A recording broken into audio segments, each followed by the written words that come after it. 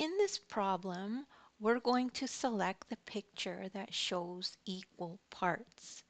So we will take a look at each one of these pictures to see if it has been divided into the exact same size parts.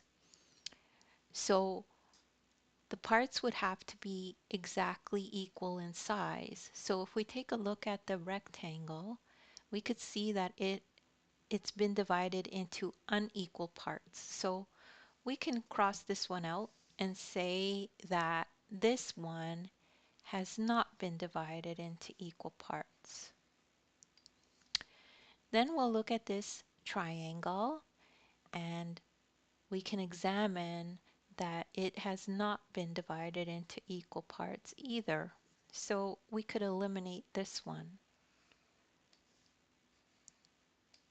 That leaves us with this circle, but let's look at it.